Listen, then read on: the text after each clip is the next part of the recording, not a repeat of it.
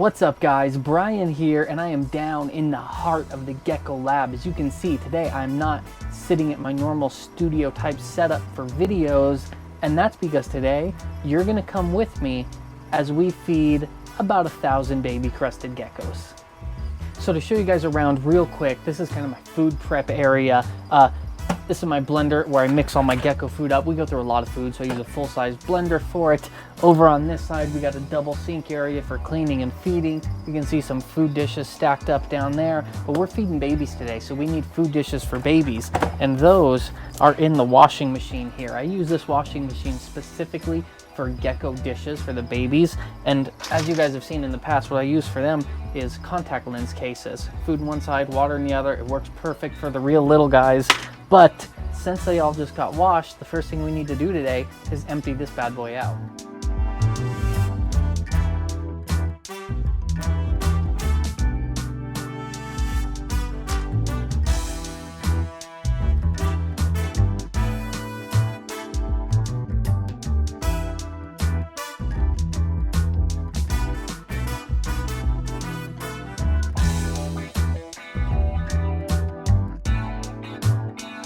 Now that we got our food dishes all sorted and stacked up, ready to go, we need a few obvious things before we can feed geckos. We need food and we need water. So here's what I use. The blenders for filling up or blending the food, obviously. I use a spray bottle here for spraying down the geckos' cages, giving them a nice mist.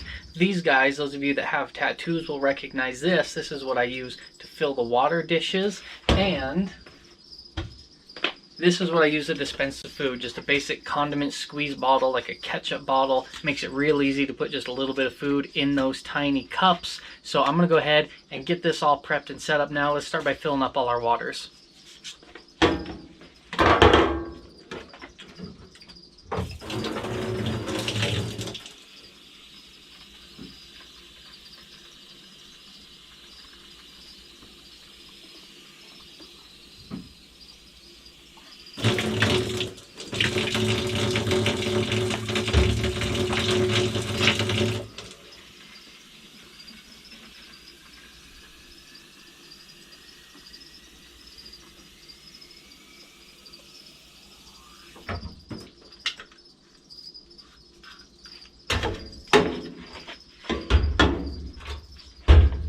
Alright, we got water ready to go. It's time to mix up our food. Now, like I said, I use the big blender here. I don't measure this food out perfectly simply because I've done this enough times. I can eyeball it. I know we'll need about this much food to feed the baby room today. So I'm going to go ahead and add the right amount of water into this guy.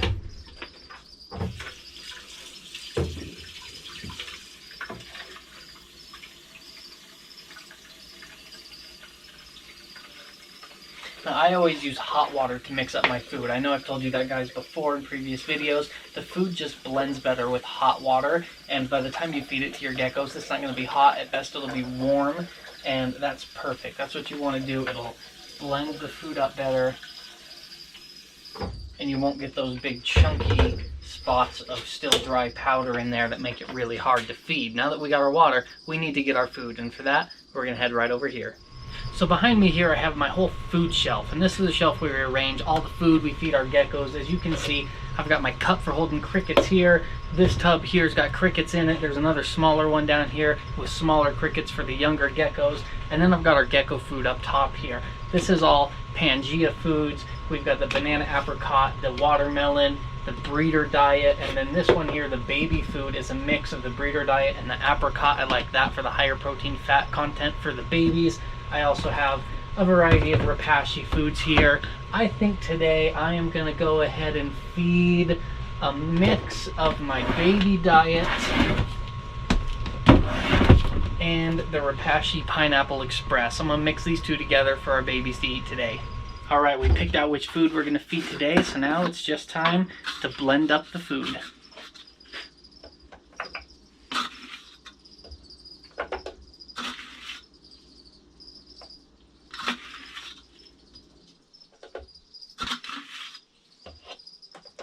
I really don't have much of a scientific way on how I pick the proportions of which food I feed.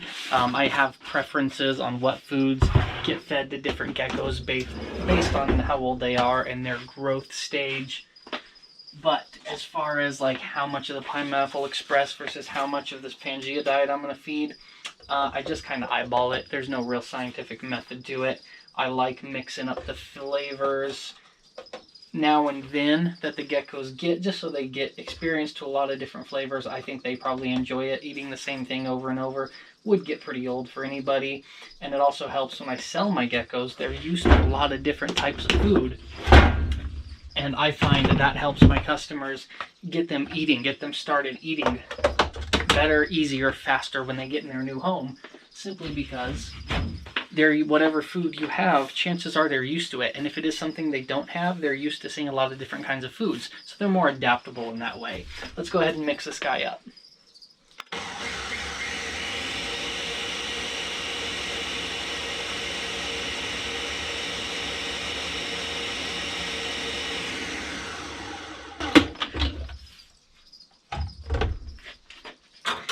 I always keep this nice little butter knife on hand because, as you can see, there's always a bit of food that gets stuck right at the top edge and doesn't get blended. So I go ahead and scrape all that off. Give it one more mix.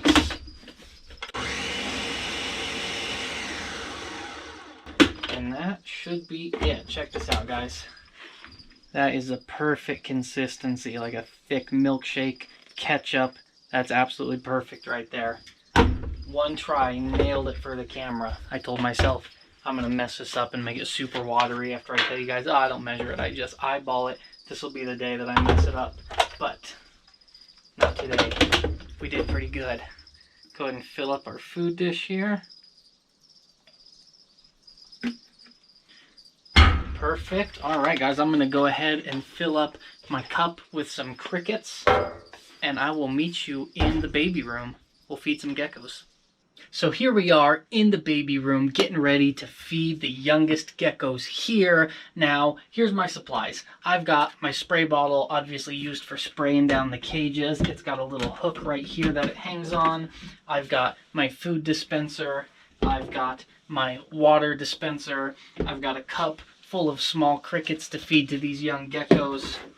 I've got an empty tub that I just use for pouring the empty, dirty food and water dishes into, and then I've got a clean tub with my clean food and water dishes. Again, these are just contact lens cases that I use for food and water.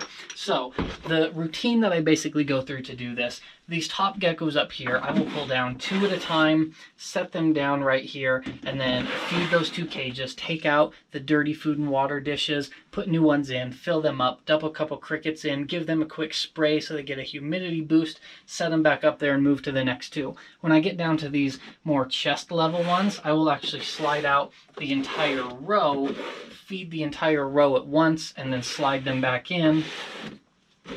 And it streamlines it a little bit, makes it go even quicker. Before we get started on feeding, I want to show you how I keep my babies. I'm going to show you the setup. So this is the first setup that I'm using right now. These are just 6-quart shoebox tubs. You can get at any big box store. They work great. I drill some holes in the side so they have humidity. They don't get moldy or stay wet for too long. And these racks, I have a friend who is a draftsman. He's a CAD drafter. He does like countertops, sink cutouts, cabinets for big commercial properties, hospitals, restaurants, stuff like that. So he came down and measured everything for me, and then he drafted these, built them, got them all machined for me, and they're nice because they're lidless. He built them specifically for the kind of tubs that I use, so I don't have to mess with lids. A lot of people ask me, oh, don't you lose a lot of tails if they get caught in there? And the answer is really no. The only way their tails get caught is if the gecko is right at the top of this back wall and his tail's right on the crease there, and when you pull it out, their tails get caught. I think I've lost like 4 tails in 8 years to this. That's not one of the reasons that tails drop around here. It's just not a big deal. A lot of people also think you're going to mess their feet up if they're upside down, stuck to the ceiling, and you pull it out. You would catch them with the tub, but they can't stick upside down to this melamine material, so it ends up not being an issue. It's really a great system. It cuts down on my time. So this is my basic setup. As you can see here, it's an 1/8 of a piece of egg carton, and that gives them, oh, this beautiful lily white in this one. Check that out. I love this gecko. So this egg crate gives them a nice hiding spot there, somewhere to feel comfortable. And then this is a pipe insulator. It's for like copper pipe for your water heater or something. It's made to go around it to keep your hot water warm. I just buy this, cut it up into 6 or 8 inch sections, and put that in there so it's an even tighter, smaller hiding spot if they feel like they want that. Give them a couple options. That is the basic setup I use. And of course, food and water here at the bottom. The other setup that I'm experimenting with that we just started trying is one like this. This guy is actually a mealworm dish. This is made, it's got the lip on it so the mealworms can't climb out for if you're feeding mealworms to reptiles. I fill it with the same material I use in my lay boxes for our breeders, cocoa fiber and play sand mixed together. And I was trying this just to see if the geckos would appreciate the extra humidity and the place to burrow, because I noticed a lot of my adults do burrow, even the males in the lay boxes or the females when they're not laying. They'll burrow in that. So I thought, why don't I give that to some of the babies and see if they utilize that as well? And my other thought was they walk through their food a lot and they get food stuck all over their feet, and it's a really big pain to try and clean it off. So I thought maybe if they have this nice humid place, it might help with that food. It would come off their feet a lot easier. They, of course, also have their small hiding tube. This one, I don't know if you can see it. It actually has a gecko in it. I can see the end of his tail. They love these things. It's so compact and dark, and it makes them feel so safe that they absolutely love it. And then with these ones, when I feed them, I will actually take my water dispenser and just spray a little bit of water into their dirt so it stays moist and it's always wet and has a nice humid spot for them. So that's a new one I'm experimenting with. I'm always trying out little variations in our setups, new things, new tweaks, just to try and find. I always want to be progressing. What is the best I can do for these geckos? What do they like? What do they utilize? Always looking for new things. So that's a new one we're trying late this season. Yeah, that's about it. This is one rack. I've got about 12 of these racks worth of babies. Today is baby feeding day, one of my absolute favorites, because I get to go through and look at all my geckos and see, oh man, how good are these looking? They're starting to grow up. I just love it. This is my favorite part. Watching the geckos grow and develop is absolutely my favorite part of this job. So I'm going to go ahead, get into this, and we'll start feeding some geckos. Let's start with these two right here. A couple other things that I keep on hand when I'm feeding, as you can see, this guy, he has kind of made a mess of his cage. So I do keep a roll of paper towels on hand, and I also keep a big stack of egg crate just in case I need to replace any of the stuff in their cages. I can do that. I am going to replace this cage over here. So first I'll do this one. I always do water first, and then I give them a spray, keep them humid. After spraying, I will put in a couple crickets. And the last thing is food. I always do the food last. That way it doesn't get extra water on it when you spray, and you don't throw the crickets directly in the food, because otherwise they get stuck and they can't come out, and then the geckos can't eat them. This one here, these guys made a mess of, so I am going to go ahead and take all the geckos and the fixins and everything out. I'm going to throw away their paper towel, grab another one, and we'll just kind of redo their cage very quickly. That way they've always got a nice clean setup, and they're healthy and happy. This guy here is a nice charcoal.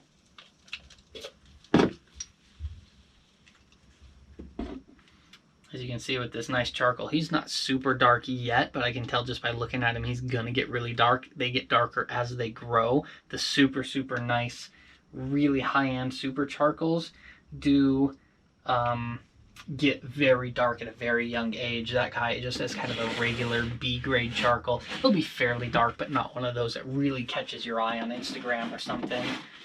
All right, let's move right along. Next up, these guys are 100% het axanthics.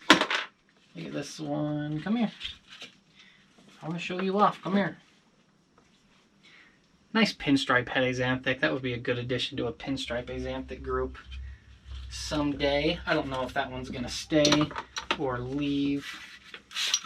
I generally, as most of you know, I wait until my geckos are adults to decide if I'm going to sell them or keep them. I just prefer, like I told you guys, my favorite part of the job is growing the geckos up. So I prefer to keep them and watch them all grow. That's just the most fun for me. So I like to sell them as adults rather than babies, and I am lucky enough I have enough space that I can grow up a pretty large amount of geckos to adult size before I have to decide what I'm going to do with them. What do we have in this one? Ooh, this is a really nice head axanthic. Check this one out. Talk about a nice pinstripe head axanthic. That one will make some killer pinstripe axanthics. Absolutely beautiful.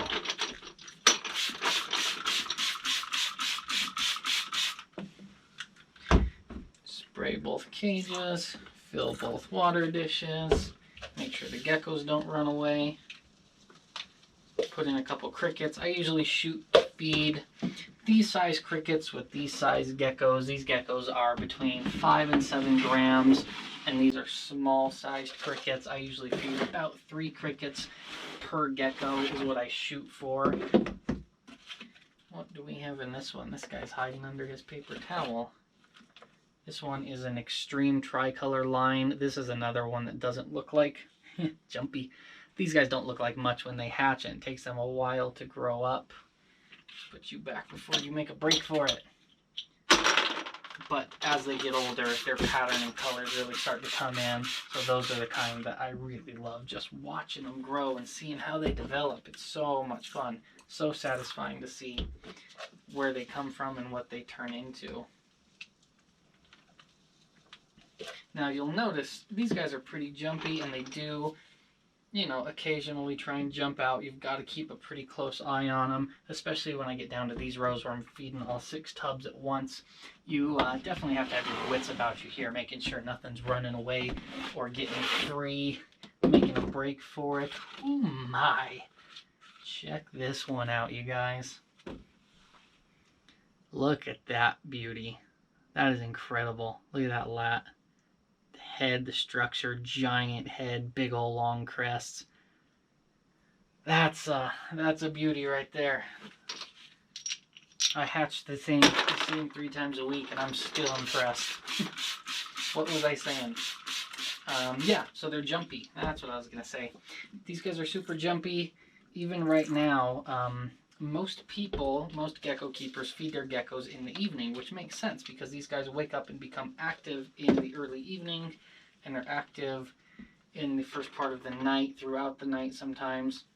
So that makes sense for most keepers. However, right now, it is currently 10:32 a.m. Oh, can you guys see my Fitbit, the background on my Fitbit? It's a gecko licking his eyeball from my gecko macro photo video I did a while back. Check that video out. That one was a lot of fun. Even the background on my Fitbit's a gecko. My son loves it because he sees them. He's 2, and he's really starting to get interested in the animals. So it's a lot of fun because he'll see my Fitbit and just say, "Gecko, gecko, daddy, gecko." And he loves coming downstairs. He knows he's not allowed to come downstairs where all my geckos are.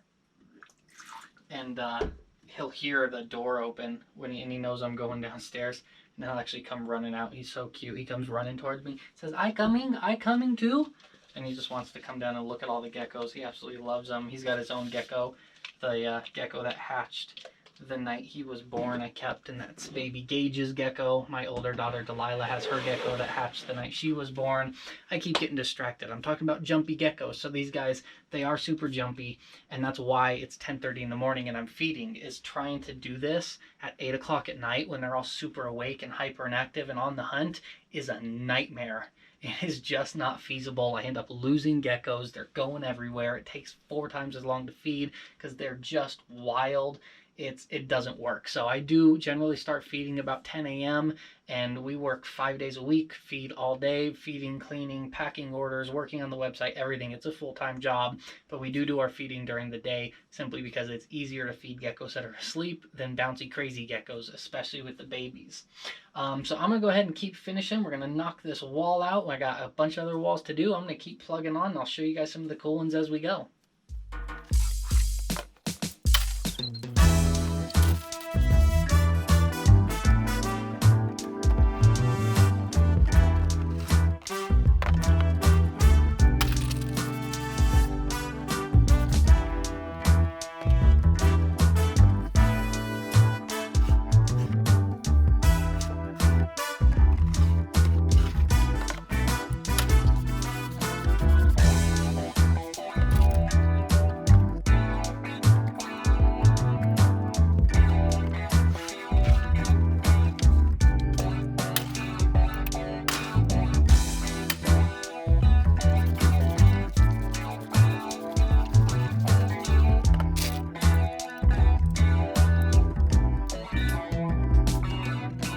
right, guys, check this out.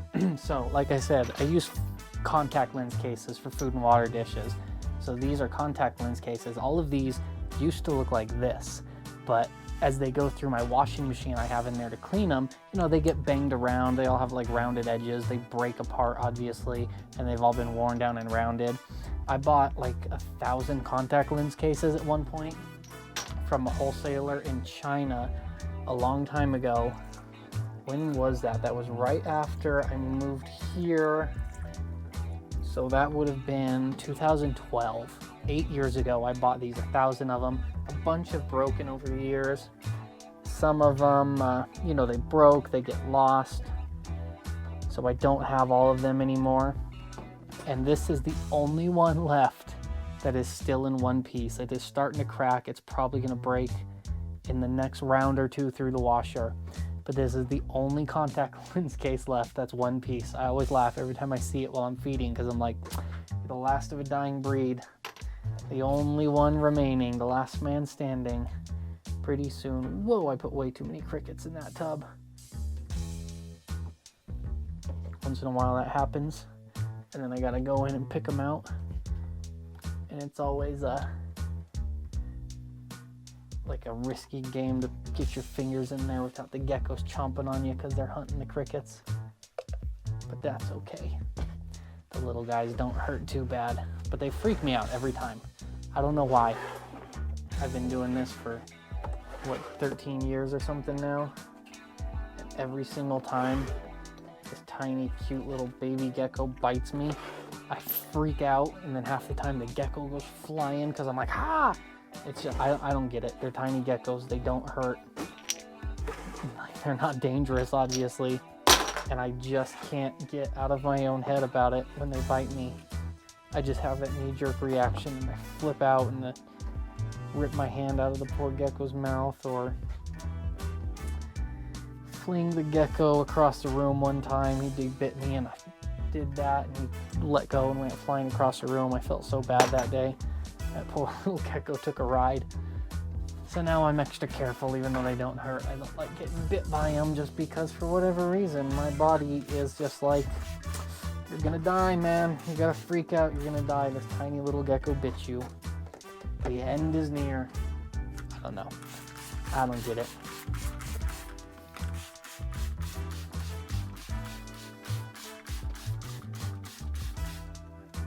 Couple really nice ones in this rack. Beautiful little extreme harlequin, and then of course I gotta show you this guy. Hope he's got one piece of shed on his back still. Can I help you peel that off? No? Okay, you'll get it. Nice axanthic. He's got a little bit of shed sticking on him. He must have just shed last night. Put these two pineapple kids back. Let's feed this row.